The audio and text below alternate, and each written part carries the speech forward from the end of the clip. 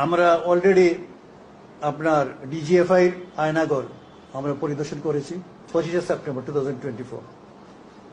আর আমরা দুই একদিন আগে আমরা ডিটেকটিভ ব্রাঞ্চ অ্যান্ড সিটিটিসির যে ইন্টারোগেশন সেলস ওইগুলো আমরা পরিদর্শন করেছি বা ভিজিট করেছি সরজমিনে, কিন্তু আমরা সেখানে কোনো ভিকটিমস অফ এনফোর্স ডিসঅ্যাপিয়ারেন্স কোনো পাই নাই আমরা।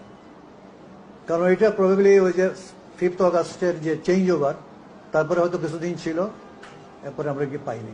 তো আমরা আমাদের কাজ করে যাচ্ছি এবং মানুষের অনেক রেসপন্স পেয়েছি। আমাদের ফর সাবমিশন অফ কমপ্লেন্টস আমাদের আর্লিয়ার ডেডলাইন বা টাইমলাইন ছিল আপনার 30 সেপ্টেম্বর 2024। সাবসিকুয়েন্টলি আমরা আরেকটা বিজ্ঞপ্তি দিয়ে টাইমলাইনটা আমরা এক্সটেন্ড করে আপ টু 10 অক্টোবর 2024 করা হয়েছে, করে দিয়েছি আমরা এটা।